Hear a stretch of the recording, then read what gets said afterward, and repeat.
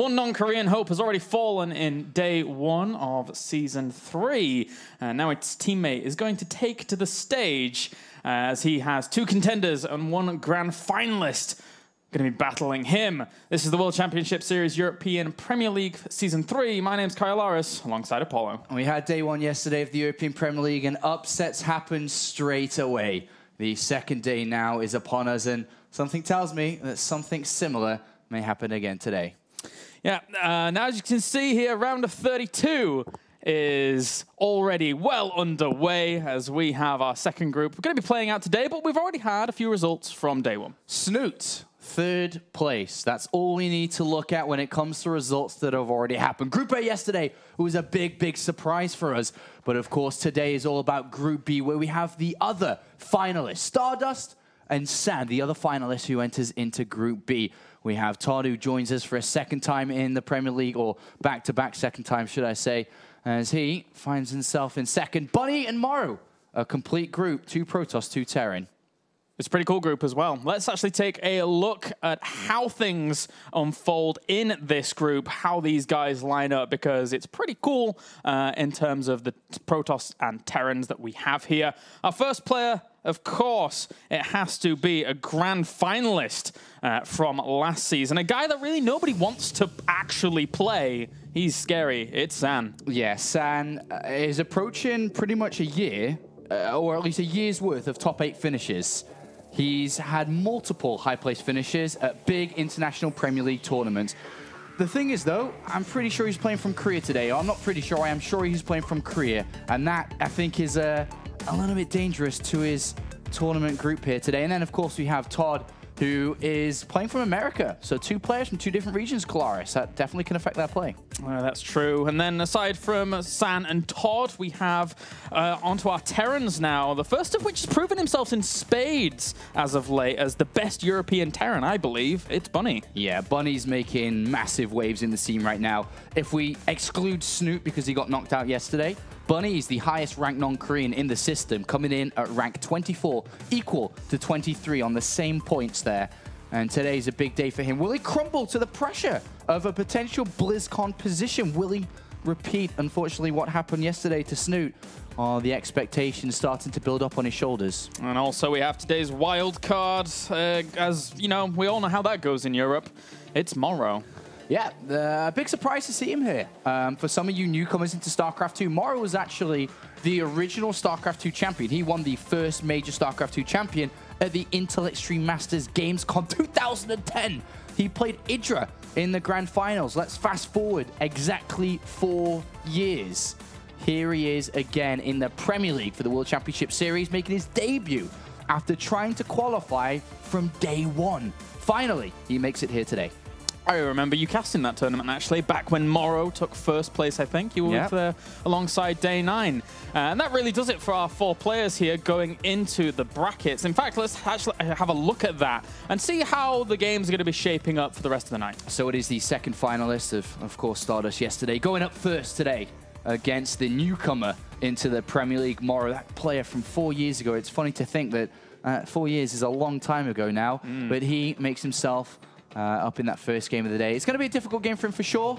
Second game is going to be Bunny versus ToD. This is the rematch from anyone that remembers DreamHack Summer, or no, sorry, excuse me, DreamHack Bucharest, where they played against each other in the round of 16, where ToD had a fantastic tournament, but Bunny eliminated him to move into another position, a further position in that tournament.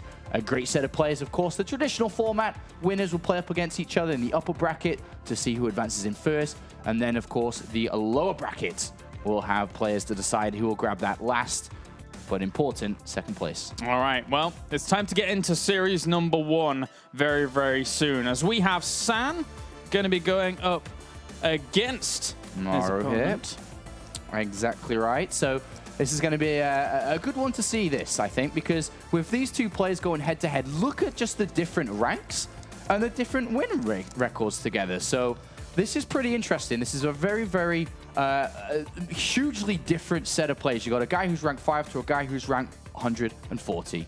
Yeah, it's quite a difference. It really is. San has proven himself so much in terms of across all of the seasons here. Not only that, but when he participates in global tournaments, we see how well he is able to perform. And as I said in the intro, nobody really wants to play San. He is a scary individual across all matchups. Absolutely. So this is going to be a very difficult first game, first debut here for the Swedish Terran player. I'm not really too sure what to expect from him. I do know that he's starting to, I mean, he always has been a player to study a lot and really hone his skills on becoming a better player. And today we could see if that's going to be the case. Can he have and make some WCS magic his? Because that seems to be a common trend over the seasons. And if he can, then surprises are going to happen. Yeah, they certainly can. Morrow, you know, he has a long lineage of play when it comes to how much he's actually played StarCraft 2. Of course, back when it was the very, very first global tournament. Well, I said global tournament when it was the first proper tournament back in the Intel Extreme Masters and actually winning that. That's how much this guy has actually put into the game. And correct me if I'm wrong, Sean, but he's actually tried to qualify a lot for WCS in the past. Absolutely, he's tried to qualify in every season since the beginning of the system. And if you think about the beginning of the system, this tracks back to the very start of 2013. Of course, 2012 was a completely different format for the WCS. So we're talking, you know, roughly towards the end of 2 years. You've got the entire 3 seasons last year. You've got these 2 seasons that have played, and then finally in the 3rd and last season of the year, he's able to find himself in this. But he's going up against a player who is a finalist, and you know, a player that's never been or never finished lower than a top 8 in almost a year now in major Premier tournaments. So a massive difference between the both of them. But I really have to feel that Morrow's going to be coming into this with a bit of confidence. The surge of good Terran players doing well recently, especially his idol, which is Flash, that he loves to study, loves to watch, play, and copy himself. And I'm pretty sure that we're going to see some builds from Flash to be used here against San. And with San playing from Korea today, not being in Europe, and thinking back to every round of 32 that San's played in previously, he struggled. He's almost been eliminated in the round of 32 before. And that's the big difference with San, is that when he's in the round of 32, you're like, all right, this guy's barely getting through, and even qualifiers or Challenger League. But when he's in the round of 16 and above live in the studios, that is when he's a killer. That is when he's at his best. That is when he's going to win games. Today, he's fragile. Yeah, so we could have other upsets, is basically what we're saying here. That can be quite common in WCS Europe as of late, especially in the round of 32. At the moment, we're just dealing with 1 or 2 technical issues, and then we'll be getting into these games pretty soon for Group B. But aside from that, I think one thing to note is that in our intro, we moved on from ToD very quickly. Right. So, well, I mean, in this group, what do you think ToD's chances are? I mean, we know this guy a lot. He's currently jet-setting around the world as well, going to every single tournament you could possibly see him in the Western Hemisphere. Right. How do you think he's going to fare in a group like this? I think this is going to be really difficult for him coming into today, especially because the amount of travel and casting that he's doing. I think that's something that really stands out as the biggest problem here. When you travel and commentate, you know, in every single tournament, if you think about the tournaments that he's attended, Red Bull, WCS America, Gfinity, DreamHack, and these are all in the last month or so. Yeah. So where is he meant to find time to practice? And, you know, as we know, as good as any other traveler that does this, you can't really just land, then go and play for the next few hours or so, or for the rest of the day, because jet lag sets in and fatigue and so on and so on, and then preparation to another commentating tournament. So I think that's going to be a pretty difficult day for him. And then considering he's in America right now as well, which would affect his game and performances. And then, of course, he is going up against someone like Bunny, a guy that has proved himself a lot. I mean, for a long time, when I was ever talking to pros that, say, we would go to, you know, Home Story Cup, everyone would be like, yeah, this guy's really good. We love practicing with this guy, but he hasn't quite hit it home at an international tournament. But recently, he is hitting it home at international tournaments. So what's your take on Bunny when it comes to this group? Because he seems to have the world at his fingertips at the moment. He does, and that's a good position to be in, but I'm afraid that for the first time that he is in this position is when it's actually going to start to, you know, put pressure on his shoulders, because usually for a lot of times as Bunny, he's a player who is good, but is good within a small niche community that knows he's good, should I say, that to rephrase that a little bit better. But now everyone knows he's good and everyone's expecting him to be good and expecting him to bring performances that can hopefully push him towards that direction of BlizzCon. So now it's like, is he going to crumble to that pressure because people are wanting and hoping that he wins? It's a very different position to be in as a pro gamer compared to someone that you don't really look at very often. I think one thing that, for me, that goes in Bunny's favor here in the round of 32 is that every single time he's actually entered WCS Europe and he's found himself in these situations where he's in the round of 32, he's, you know, looking good, he's looking all right, he's had to go up against powerhouse Korean Terrans, be it 4GG, be it MMA, those kinds of guys, which he hasn't had as, you know, as great success against in WCS Europe. So I think this is a pretty good opportunity for him to kind of propel himself onwards to the round of 16 where we haven't really seen him too much. Right, and that's if he does get there, then the whole ball game changes again. I mean, it does for everyone, really, doesn't it? All right, so by looking at this, and if you hadn't noticed already, maybe you're listening to a different stream or watching a different stream, there's a huge amount of technical issues right now, or not really technical, but just issues in itself. So it looks like we potentially, as we try to sort this out for you, are going to play the second series of the evening now, not the first one. So the second series is ToD versus Bunny, not San versus Maru. So at the moment, Captain trying to figure everything out over here. We're doing our best, guys. We're going to be playing the second series. Yeah. So we're just waiting basically for the admins to give us full reassurance as to that this is going on, basically. Just making sure right, that this it's going to happen. Okay. So it's actually not going to be what we expected, which was the San and Maru series. It's actually going to be ToD versus Bunny. So sorry for the slip up here. There seems to be a mess of communication between admin players, and I'm not sure what exactly is the problem here, but we're being forced into the second series of the evening instead. It's a good job. But that then we we'll just play talked one about afterwards. Yeah, we'll play the other one afterwards. So yeah. Okay, so Overgrowth's going to be our first map between ToD and Bunny. As we say, it's a good job we just talked about them, you know, kind of getting a little bit of information out there about these guys and what they're doing right now, because ultimately, as this shapes up, I've got to be favoring Bunny from the stance of what we've just talked about. So anyway, let's get into game number 1 now, as we have, spawning up to the top right-hand corner, it is our blue Protoss. He's representing XMG. It is ToD. And down to the bottom left-hand corner, we have our red Terran representing Team Liquid. It is Bunny. All right, so a surprise here for us to jump into this one. So once again, just apologizing for that little mess up there. But here we are into this first series. So let's talk a little bit more briefly about this matchup and how these players, you know, kind of face off against each other. Briefly talked about it a little bit before. They've only played once in the past, which was at that DreamHack Bucharest tournament in the round of 16, which is where ToD, I think it almost is safe to say he's played his best StarCraft at that tournament, where he was able to beat Jaedong and Golden in the third group stage, to then land himself in the top 16 to play against Bunny, but unfortunately then lost 2-0. And if I remember correctly, they weren't exactly close games either.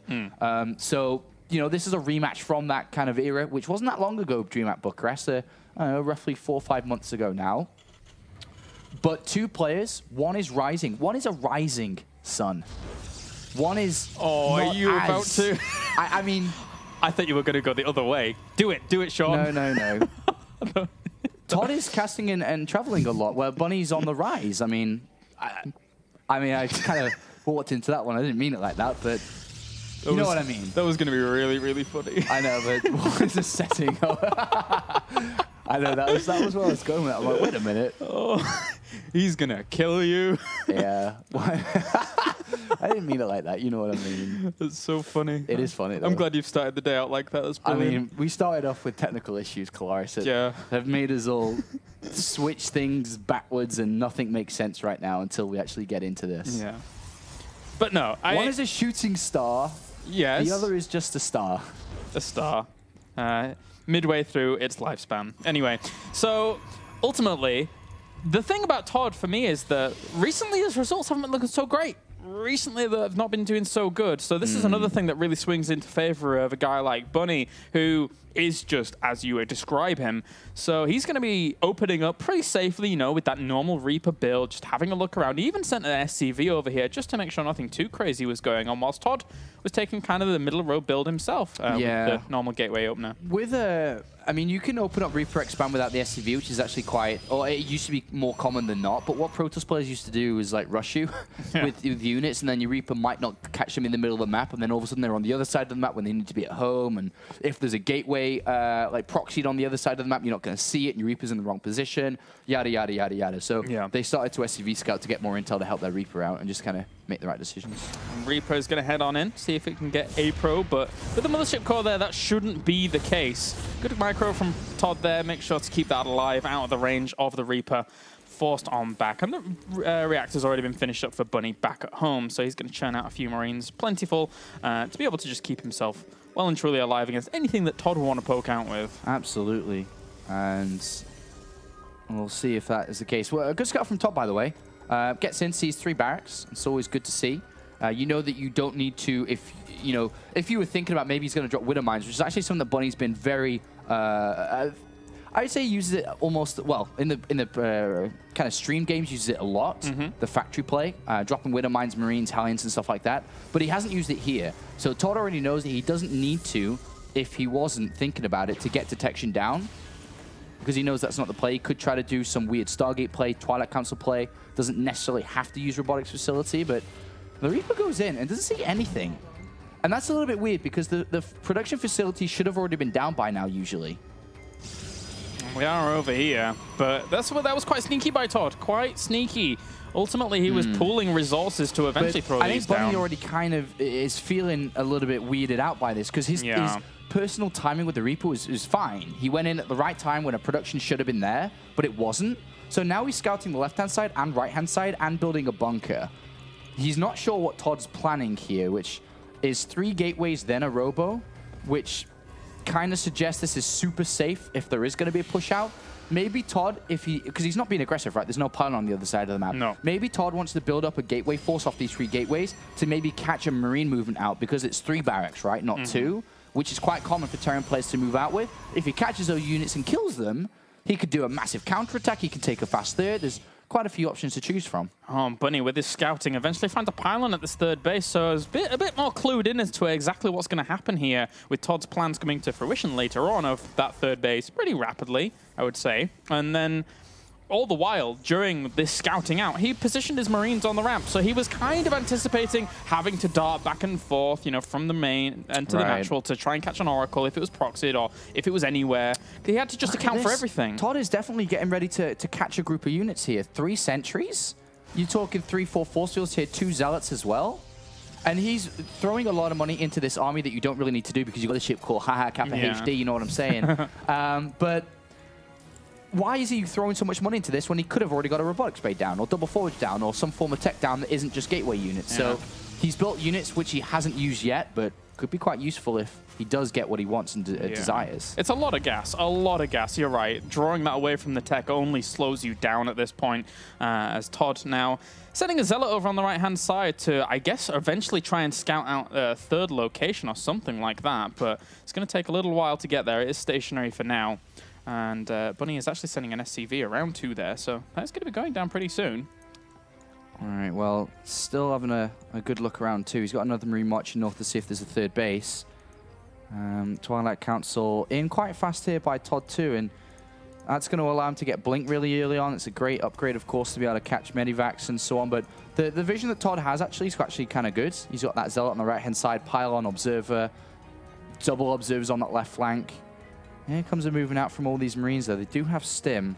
And that small, you know, gateway army that ToD built is obviously not as good as they would have been if it was a small force, because everything would get gunned down here. Yeah, ToD sees all of this moving out in the middle, so he's fully aware of his opponent's potential, at least with that army. 2 Medivacs are going to join this, though, so there is a little bit of room for a play, but other than that, I mean, ToD should be able to shut the majority of this down. Yeah, but he should have had a Colossus out by now. It's quite late because he built all those gateway units. Yeah.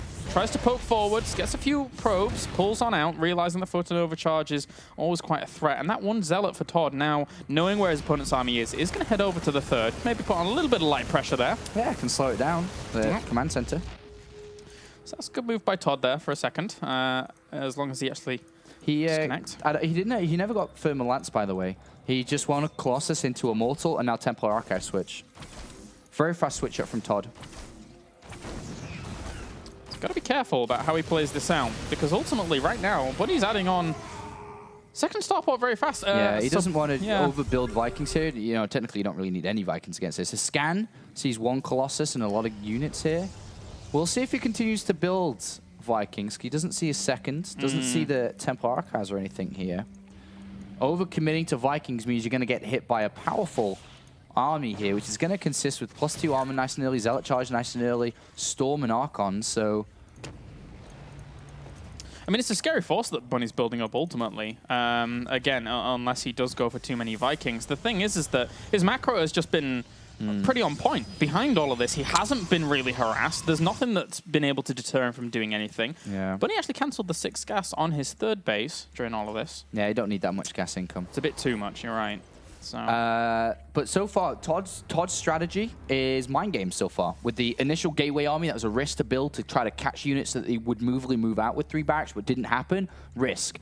And now this big switch up really early on too. It's a ruse. It's a hope that it isn't spotted early. And so far it's working. Yeah. We've got Vikings being built 4 at a time.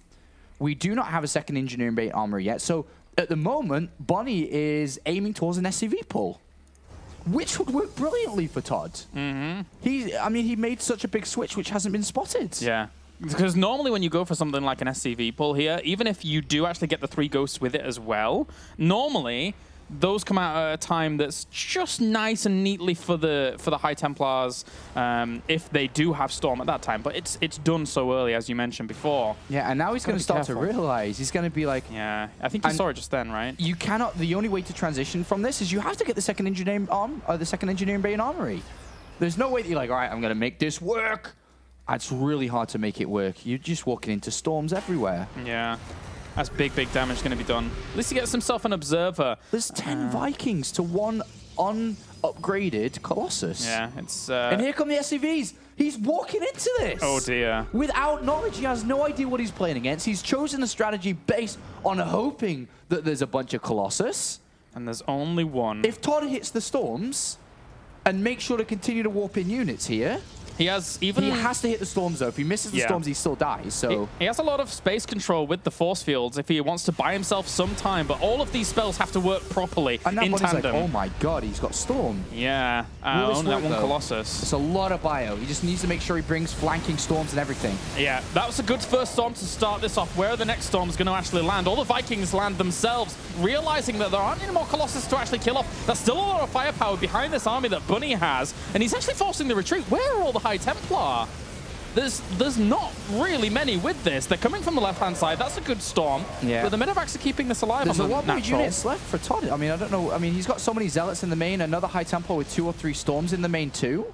Loses that base there. There was gateways that weren't turned on as well, so... But if he doesn't hit the storms from those 3 High Templar now, how are you supposed to deal with this with just gateway forces? He's not. That's the thing. This third's going to get killed off, and... I mean, he's going to try and come in from the back here to save it and salvage something, but even that, he knows it has to be sacrificed. There's nothing he can do. There was a little bit of Zealot harassment down to the south at the third base here of Bunny, but... Yeah, I mean, still, ToD has a chance in this. This wasn't ideal the way that this worked out, but... Still has a chance here. That's not a big bio army. Could couple of storms. And there's quite a few High Templars in there now, I think. Well, that's a good storm. 8 High Templars. As they gather up energy, that army is not going to hold on. Bunny somehow had to go for the jugular when there were only 3 High Templars, but now that there's that many? Yeah, and he has to back off. He's rebuilding SCVs after that SCV pull. And ToD's okay. I mean, ToD had the right army composition, tech, however you want to describe it, to what was going on. He did lose 2 bases, but he's still in this. But there are 3 command centers and 3 sets of mules and so on and so on.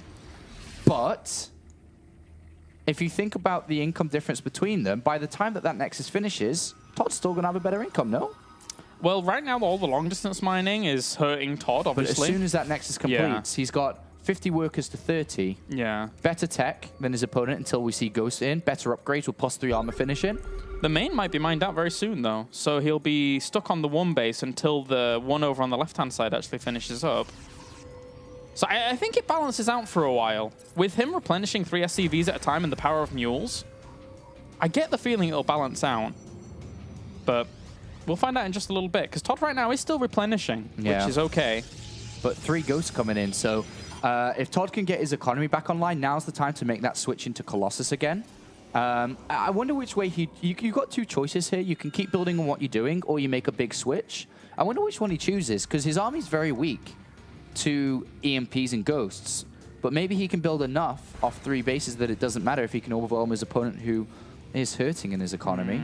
ToD's trying to seize the initiative, really, with this Warp Prism on the left-hand side. Doing a little bit of damage to any economy position would be nice, but I almost feel that the main isn't even the best target, because there's just nothing going on there compared to the other locations. He's hitting the 3rd as well with Zealots on this right side. Yeah, that's a good move. That's a good move. He has been supply blocked for quite a while. Of course, he doesn't really have the money to be able to spend it into his army, so he's actually going for the upgrades, which is quite the smart move if you are supply blocked.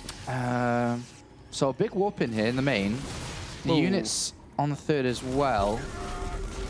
All right, so catches some of the reinforcements from here, and likewise on the right-hand side, trying to get through that bunker, but the army's already well positioned to deal with that. Yeah, ToD's making his switch into Colossus now, which is nice. I like this. I think a second robotics facility could be afforded in this position too.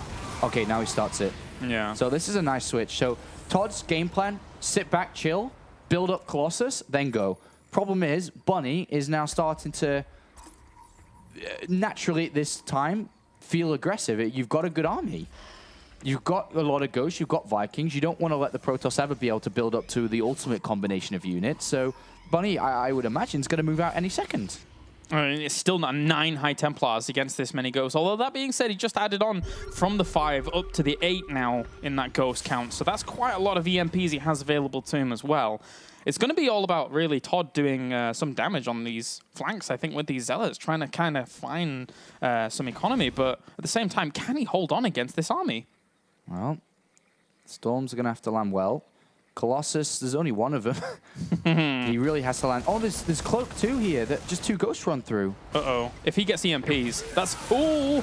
All right, okay, so got feedback on one of them, but actually didn't land any EMPs properly. Oh, a lot of those High Templars actually got hit before Storms even really did a whole lot. There's 2 High Templars left with this to try and get some good Storms on. But a snipe goes down on one of them, pushes that away. Liquid Bunny is being very, very good about his biocontrol here, really baiting out the Storm so far. He's losing a lot of workers at home, though. He kind of has to win the game with this army, you'd almost say. Yeah, one of the Colossi did actually stray forward, died off up here, I think, for just a second there. There's only 2 Vikings with very low health. A 3rd Colossus is about to pop out. The army size is still vastly in favor of Bunny, but again, it's all about if these Storms can land. There's only 3 High Templars right now. A little bit of gas is there to be able to 2 more Colossus are going to join in. The Colossus might be able to do it for ToD. Yeah, that's true. Those Colossi able to put out so much damage on this army if they get given chances, especially with these Storms actually landing on this. He bought the time before all of this engagement went down, the safety of his Nexus, and now Bunny has nothing. Bunny has a lot of units on that left side, if you can see, and units at home too. Oh, they're not doing anything, though. And ToD even sees them with an observer. ToD's got 127 to supply to 91. Wow. Wow, wow, wow. ToD playing this one out like a champ. Doing very, very well. Killing off almost every single SCV back at home of his opponents. The SCVs, are they even mining anywhere? I guess not, but engagement in the middle. A few AMPs went down on this army, but the Colossi are such a threat that it's very difficult. Everything got EMPs. Yeah. Oh, catches one Colossus. Will he get a second? Yes, he does. 3rd almost goes down. If the Colossi fall, he has a chance. But those 2 at the back still doing a lot of damage there. Good splits from Bunny, but in the end, does he really have enough? The probes come off the line. It's such a close, tense game, but Bunny has just dropped in supply so vastly. Bunny is not mining. No. So, and it looks like with 4 Archons now and an Immortal, it's going to be enough. GG is called, and it is going to be a victory there to the Frenchman. All right, so 1-0 to ToD now, as he is doing pretty well for himself. I wasn't really expecting him to actually bring that kind of level of play against Bunny, but Bunny overall was playing just very tunnel visioned, I feel. Yeah, absolutely. You nailed it. I mean, he's playing in autopilot per se, you know, where you choose a plan and a strategy which you are very used to using because that's how most Protoss players play, and then you do it. But he didn't do that. And it was a couple of tricks that ToD deployed here which gave him an upper hand, and he was able to continue through with that upper hand. Yeah. All right, so we're going to get into game number 2 in just a little bit. ToD leads the charge 1-0 in this first series, and good play overall, good play. I mean, when it comes back to that tunnel visioning play, if you are going to do that and you don't counteract by actually going for the later scouts and seeing exactly where your opponent's tech is, you're gonna get rolled. Although Bunny did make a good meal of it. Yeah. Overall, considering the position he was in. Yeah. There's still a lot of power behind the army when the Vikings are all landed. Yeah. But wasn't nothing. But I'm pulling SCVs into Storm is one of the worst things you can do. So it wasn't good for him there. It wasn't good at all. But we'll see how well he can do in game number 2 now. This is definitely a position where Bunny can come back from to turn it around to actually win the series. But it is ToD who has a game in hand. So what does he do with that game in hand? Does he try to do something risky? Does he try to play with an Oracle? Does he go against the norm? Does he have more tricks up his sleeve here to try and get that upper hand back again? I don't know, he could do. The thing that I have always kind of had about ToD, though, is that oftentimes he'll just go for the macro, and almost never attack. So he does like to just sit back and stay home and defend with his shield and be okay. He did that there, really. That was kind of ToD defending. I mean, he was counterattacking, which I think he's always been quite good at. Yeah. Counterattack harassment, but he was pretty much defending again there too. Yeah. Bunny just kind of, in the end, playing into his hands there. So again, guys, we're just waiting for game number 2 in this first series. Apologies for the little bit of technical issues that we had at the beginning of the broadcast, but obviously you haven't. If you've just tuned in now, you have not missed San versus Morrow. No. We're just playing them in different order. Yeah, playing them in different order. Last minute, we didn't even know about it until halfway through we were actually live. So you were with us with that little switch up. And yeah, we're just waiting upon this next one. So is there anything else you're looking forward to in Canada, Clark? We did have this small conversation yesterday about a couple of things. Well, it's in a fan expo. Like, I assume there's anime and things like that, and I'm very into my anime. Yes, yes, you are. So I look forward to that. Although the last time we were in New York at an anime convention for Comic-Con, I did spend a lot of money. So I'm trying to regulate myself, especially since it was just Gamescom before, and I spent a lot of money there as well. So I will be bankrupt, I think, at the end of this. Bankrupt? Yeah. You were at Gamescom. Yes. What did you buy? What did you do with your time at Gamescom? I mean, we've got time. We have time, yeah. We have quite a bit of time, apparently, Clara. So I don't know what's going on with the hosting of the game, but talk to me. I bought a lot of Blizzard merchandise. I like almost every single game that they put out, really. So I bought myself a little Hearthstone plushie thing. Right. I bought the Zergling Baneling plushie that I finally got hold of after wanting it for ages and ages and ages. And it's always a Baneling, because I like the Baneling better than the Zergling. Right. And then I bought a really big coat. Cool. Yeah. Summertime, though.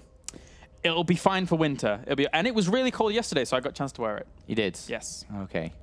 What kind of coat is it? It's a World of Warcraft coat. Yeah? From Horde. From Hordes? Yes. Does it have a World of Warcraft logo on it? It has a very subtle Horde logo on the arm. Okay, just that? That's all? Yeah. So it's very discreet. Yes. World of Warcraft jacket. It's from a brand called Muster Brand, I think. I think they're called that. So and they do like affiliations with Blizzard and license their stuff out. It's really cool. Yeah. Okay, cool. Did you buy anything at Gamescom? Not at all. But you were at Gamescom. Yes, I was. What did you do? I walked around a lot.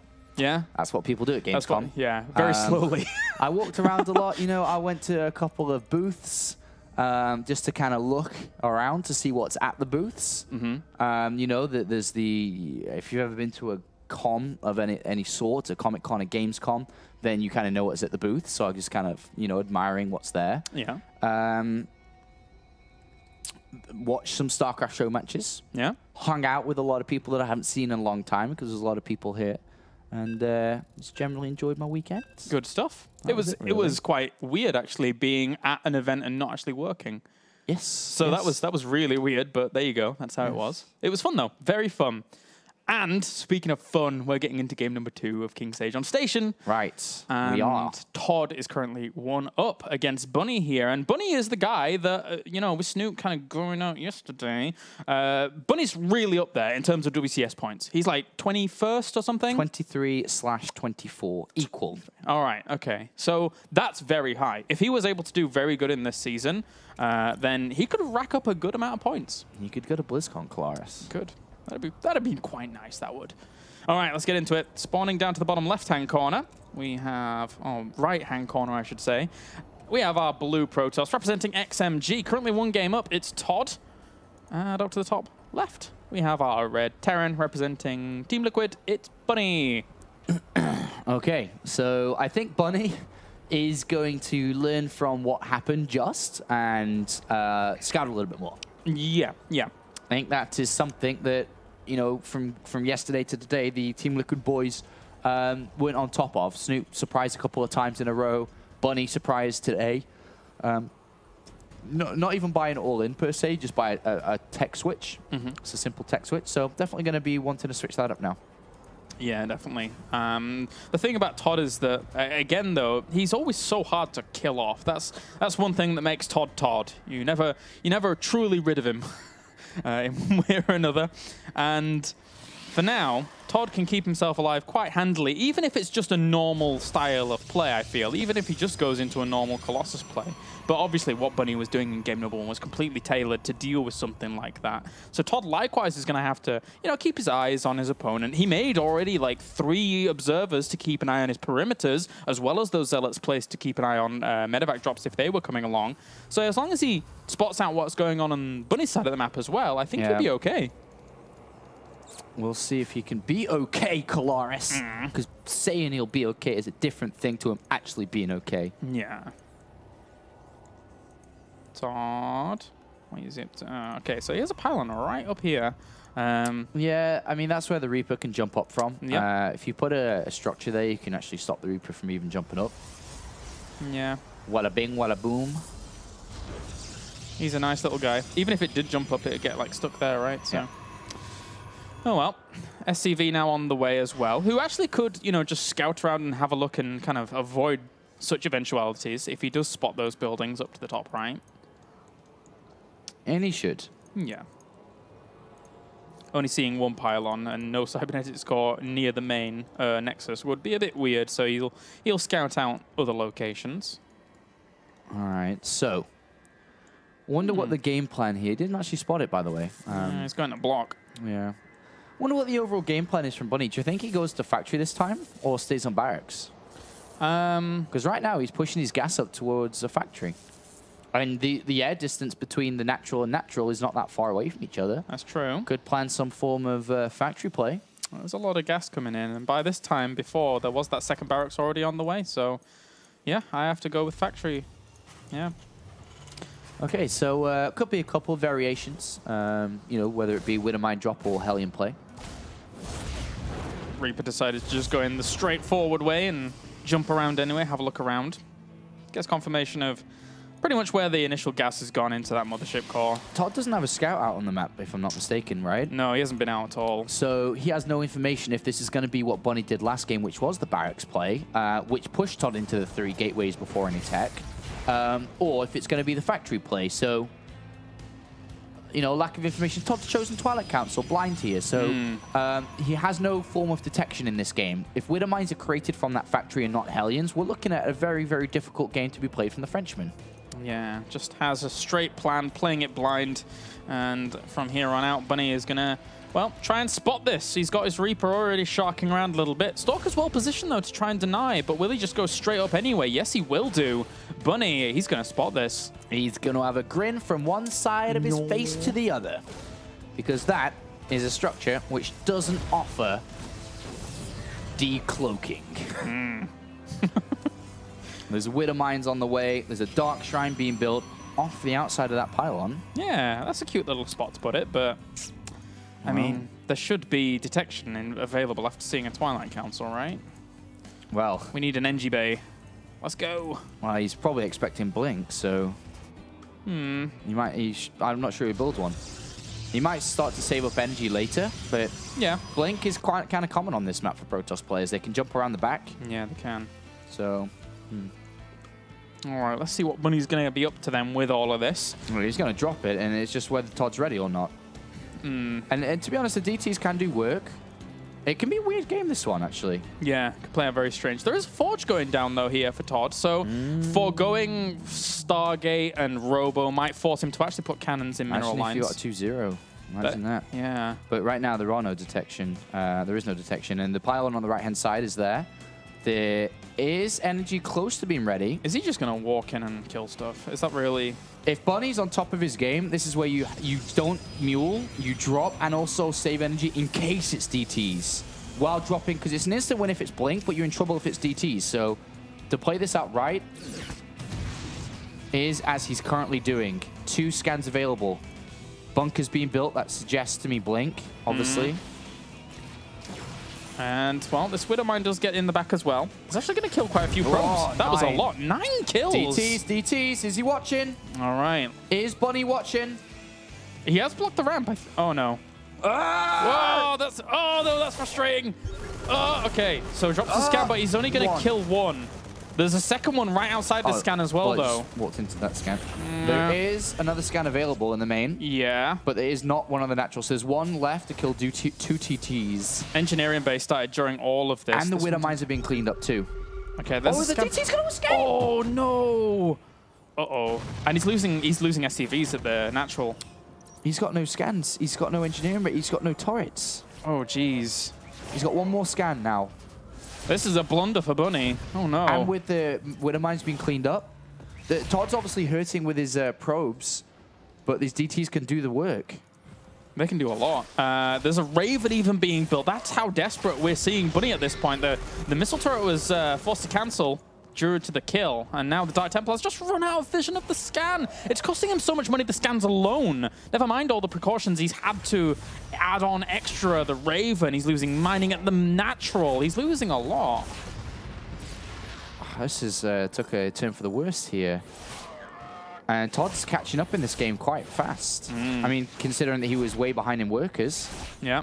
Losing those 9 to that Widowmine was a big blow, but ultimately, the DTs have done a lot. Even looking at the income right now, it is slightly in ToD's favor. Once those SCV gets down to the natural, it'll kind of even things out a bit. Yeah, and ToD may try to finish this one off with a 2-base timing or something here, but I'm not sure. We'll see. But Templar Archives coming in. Widowmine coming to the main, but, well. It gets dropped, realizes he's trapped, and gets on out of there. Okay, so if we address the situation, the income's very similar to both of them, actually. 35 to 40. Bunny slightly ahead in that regard. But ToD's adding on 5 gateways here. That's a lot of gateways. It's just going to be Archons and Zealots. I mean, he doesn't really have... He didn't get charged, right? No. So it's just kind of Archons both of them taking massive, massive blows here. And with ToD stopping pro production at the moment, it is just going to be a lot of units. And it is a few Marines, Stim...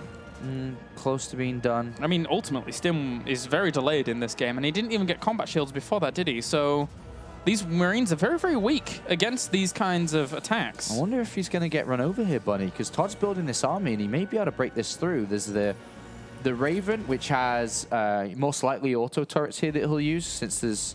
You don't want to use a Hunter-Seeker missile, I don't think. It's up to the medevacs to really do a lot of work here. Stim is done in 5 seconds. There's Dark Templar. Where is he? Is he up here? Where is Bunny going with his army? He's got to be so careful. He's got no idea that this is even here.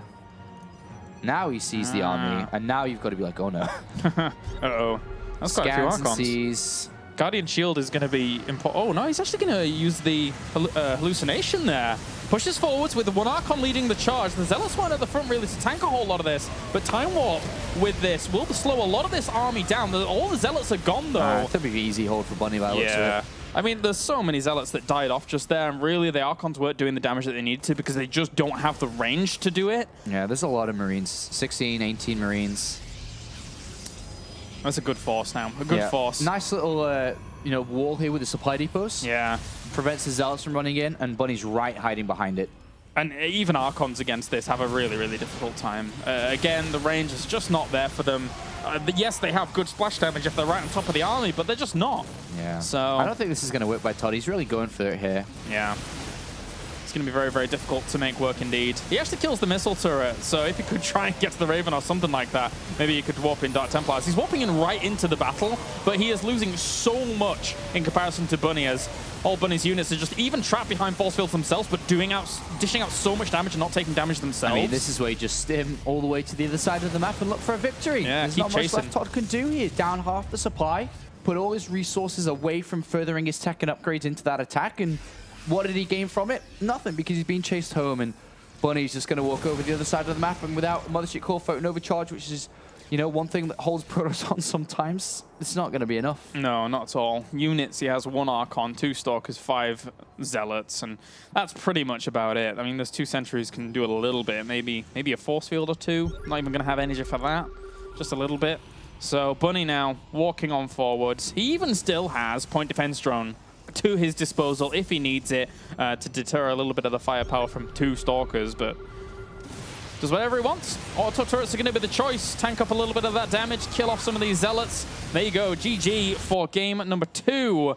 Bunny ties up the series 1-1, and we're going to go to game number 3. Yes, we are. So Bunny fighting back there, but kind of both games have been quite unique, really. They've been quite aggressive in their own certain way. Game 1 was that tech switch up by ToD. Game 2 was, you know, Twilight Council DTs versus Widowmine drop. Yeah. But both plays, both games, both, you know, very active. Lots of death. Lots. The DTs didn't kill as many SCVs as I was expecting them to, but yeah, ultimately, you know, he was dancing around waiting for scans to come out and can control those back as soon as a scan would drop. So he was a little apprehensive as to what he wanted to do there, also trying to hunt down missile turrets and stuff.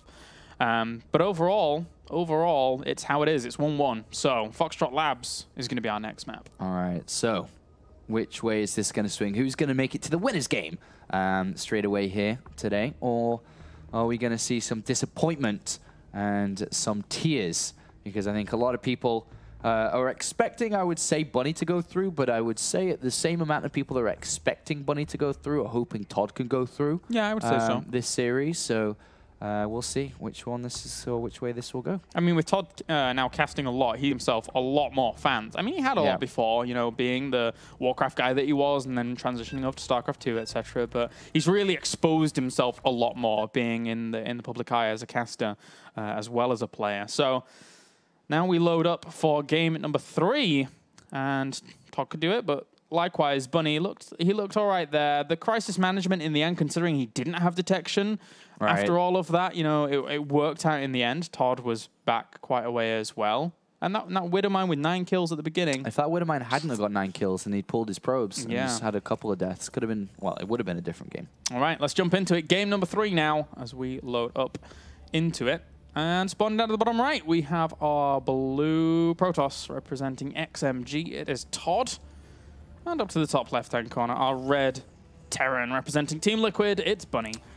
So one thing that you can point out quite easily here is that as a Protoss player, down to take your second and to your third, if you leave your main exposed, Terrans will absolutely exploit you. Mm-hmm. They will drop things in your main, and you don't want things dropped in your main. No, they'll do all sorts of nasty things. It's not good. You're going to be left open, and you're going to take losses, unfortunately. So we'll see how this plays out, though. I'm expecting Bunny to go for, like, the Reaper. He's done it every time, and I would be surprised if he didn't this time. Yep. Nice little ledge to hop up here, as well as at the front. There's quite a lot of room to jump up and down. It's very difficult at the beginning of a game to cover all of this area with Stalker and Mothership Core if you're trying to place it in a funky little position. But Bunny should be able to get in, as he does now have the Refiner on the way to propel himself towards it. So, and some of you are actually talking to us as well. ToD is tweeting actively while the games are going on. So you may or may not put two things together. But these are replay games today because of player issues, apparently. They weren't all available to play at the same time. I know a couple of you have realized immediately anyway, but just thought to of course, let you guys know that we are fully aware. We are aware as well. That even though you may think we may not be. We are. And it's just for today, unfortunately. Yeah. People play, like, for example, like I think people are flying to Detroit. Right. For other Red Bull Battlegrounds and stuff like that. So, yeah. Do not worry. We know. All right, so ToD goes in, sees that this is a Reaper opening again, and actually sees a couple of workers pulled out of gas, which is already pushing him towards thinking that this is going to be extra barracks instead of the factory plate, which we saw previously. So we'll see if that's going to be the case. But ToD's only 1 gas at the moment. And my voice went really high, not sure why. Yeah. Which means that with only on 1 gas, this is easy for Bunny to be like, all right, fine, whatever, that's 1 gas, not 2. No super fast tech after this, so I don't need to be too alarmed either, as you do see Protoss players take that double gas earlier to then ramp up the gas production. But ToD's actually been delayed from his expansion and decides to throw in that 2nd gas just because he is being delayed. He's trying to keep his minerals floating around 400 so he can slap down that Nexus immediately. But he's been delayed a lot by an SUV here, and the Reaper tried to get in there to do the denial, but just get that down. But he gets a kill for his work, and there's 1 probe with Red Hail health points too, so, and he's going for it. Oh, 1 more, 1 more. Ooh. Oh, almost got the kill as well himself. Yeah, the Reaper and SCV harass at the natural is a really scary combination that you've got to be careful of as a Protoss if you don't control it properly. So it was very good of him to get that Nexus down when he could, and the Reaper did die out as well, so good control by him, Bunny likewise, and there's now a pylon covering this location spot whenever that Reaper would want to jump up, but he's already found another probe. So that's going to be 2 kills. Yes. Yes, it will. I does see that the expansion is there, but doesn't really get any other information, unfortunately, so that probe not too important to the game. But ToD's chosen the robotics facility, so for the first time here, we actually have 2 openers by both players, which are quite normal. Yeah. Barracks play, robotics facility play. And you know, I feel that in this series, the past 2 games have been ToD trying to pull a little bit of tomfoolery, a little bit of trickery, right? So how many more tricks can ToD have up his sleeve, really, is the big question. And I don't think he's got many more here against Bunny. I think Bunny's going to be very diligent about his scouting, trying to spot things out. He's already spotted this Robo. Yep, spots the Robo. So, yeah, I think Bunny's going to be on top of things this game. Could see an SCV pull in this game, because right now it's going around normal. But look at that, combat shield's chosen. Interesting here. So cancelled. He's chosen, okay, interesting. I mean, combat shields to stim. Combat shields is something which we've seen Flash use recently in Pro League. Yeah. And because Stim is a longer upgrade, if you feel that you're going to be all-in by a Robotics Facility Immortal Gateway attack, and because he saw the Gateway being added on quite fast, which in this sense, it doesn't look like it is going to be aggression, he decided to go Combat Shields because Combat Shields is a faster upgrade, which means you can get it completed by the time an attack comes in, whereas Stim is better, but longer, which means it's not going to be there. So rather than having no upgrade at all, waiting for Stim and not getting Stim because you're dead, you choose Combat Shields to actually survive an attack. So I think that was what he was thinking along the lines, but he's backed off that idea. And it is the right decision, as we can see. ToD is not being aggressive at all. Yeah, Bunny in the end also now in the middle of the map with this army is in essence putting himself in quite an aggressive stance too. But this Observer, as now this small army approaches, will see it and they'll have ample time to, you know, prepare his defenses, have a photon overcharge down if he needs to. But Bunny knows that, so he's trying to bait out that photon overcharge at the front at least during this. Yeah, we'll see if he runs past the photon overcharge here. Does he dance on the edge of it? Does he go for probes? Could do. Even if he just gets 1 or 2 probes, that's quite nice. He got 2. For 2 Marines. 3. Tries to get a 3 Stalker. Marines and 4. So 2 probes for 4 Marines. And a lot of lack of mining time that probes are pulled off. So. Stim almost done now. Great macro and setup from Bunny, just pumping those units out. And ToD's chosen to go away from Colossus here, as you can see, just now throwing down the Twilight Council and armor upgrade begun 2 at the same time. So he's going to play along the same pathway as the first game here, the Templar focus play. Very good against SCV pulls. Very weak against, obviously, a Ghost Academy that's thrown down early, because Ghost coming into play is the complete answer to this. I mean, with the army that we're seeing out from Bunny, if Photon Overcharge wasn't available to Protoss at this point, then ToD would just be dead or, you know, have to take an alternate route, because this is a strong army that he has. Very, very strong against the small gateway force that we're seeing of ToD, so for now... And that information has not been gathered yet from Bunny. He doesn't know that he's playing against Templar Archives.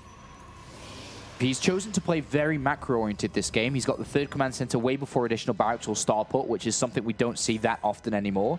Players do like to choose for that aggression, but Bunny's going to be able to power up very strong off this.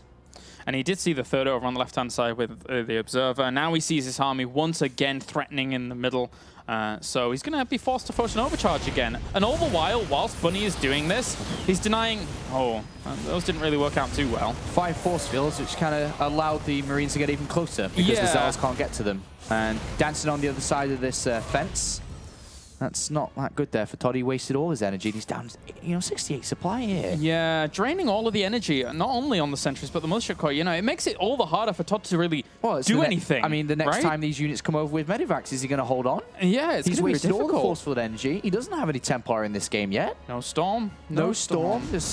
Is he not just going to die to this now? Well, he has a good perimeter set up to actually spot out the drop when it comes. So he knows it's on the way, but can he deal with it? Because there's going to be a push at the front as well. Yeah, he can feed back the Medivacs and then turn into an Archon, but that's all he can do in the main base. Yeah, they don't really have huge amounts of energy to make them, pop instantly. He actually poked forwards with just a few Marines there, and he's actually going to exploit the low ground. And then units on the natural too, getting to the probes again. 2 probes there again killed. Oh, good force fields though there by ToD. He is now supply block though. And he's going to take the third back off the back of all of this. But overall, I think that Bunny's doing tremendously here with the third down as quick as it is, mining as quick as it is. 2 upgrades going to start in a few seconds here while ToD's just on +1 armor. Yeah. ToD's falling behind here. Yeah, very much so, yeah. I mean, he's basically going to be relying on Storms for a good chunk of this game. And Bunny's going to be so aggressive because you want to bait out all the energy from the High Templar at all times. There's High Templars using their feedbacks as well as Storms, trying to push all of this away, but these Marines, I mean, as these die off for like High Templars and Sentries, it's a lot of minerals lost for gas units gone, so I don't mind this for Bunny. Well, now there's only 1 High Templar left, and there was about 5 in the game, and they're expensive. There's only that 1 inside the main base, so the option for a lot of Storms is now gone. And behind all this, because as mentioned before, that Bunny played a very macro style here, he's got that early 3rd command center, he's got the barracks kicking in now. He's got a lot of units and a lot of money, and he's going to keep rising that count. Yeah, this is going to be ferocious. And even switching into Widow Mines here, being added into the mix of his army to make it even more difficult for ToD. Especially since he knows now that it's like a Zealot High Templar play. When Zealots, if they have charge available to them here eventually, they're all charging just forward into Widow Mines and then getting obliterated in the process. It's very difficult to play the High Templar style against Widow Mine incorporated into this army. All right, here comes a push again, and what ToD needs to do is survive. Yeah. Just keep on surviving here. Deal with this drop that's coming to your base that he'll know soon, and then try to hold on, because you want to be able to get towards Templar and Colossus. Templar will keep you safe, ideally, then get to your Colossus, then combine both together, then you're ready to rock and roll. But right now, that's not quite the case, and this is going to be a hard time to defend. Double Medivacs ready to go inside the main base, big army to the 3rd. Yeah, he's got to separate very efficiently here, otherwise he could just lose this Nexus completely. He's already being hit in the main base. Storm lands. Those 2 Widow Mines are there, though, to be able to support this. Actually, another good Storm hits that to bring that down. Meanwhile, up to the 3rd base, trying to push this down. There's only a few Archons here to really hold on against this Bioforce. He can take this 3rd base and just get out if he wants to. Great snipe. He's not surviving, Colaris. No, he's taking a lot of damage, because he just doesn't have the range, the army capacity to be able to deal with all the power that is behind Bunny's economy more so than anything. ToD's dying slowly here. He's not got a lot of money inside his main base. He's lost his army. He's losing a lot on the natural here too. Bunny even feels safe enough to actually start taking a 4th base during all of this. So that's how far Bunny feels he is ahead. He loses all of his army at the front, and these Medivacs are almost running to their deaths. Yeah, ToD did get the Warp Prism around, and the Zealots on the 4th, now 3rd. Yeah. So he is doing a bit of damage here, ToD, to keep him alive for a little bit longer here, and that Colossus switch now trying to take place. 3rd going to re-establish. Oh, if he gets this High Templar with this Widow Mine, what's he going to... Yeah, he targets it down. That's nice. God damn it. Every little thing is really not going ToD's way.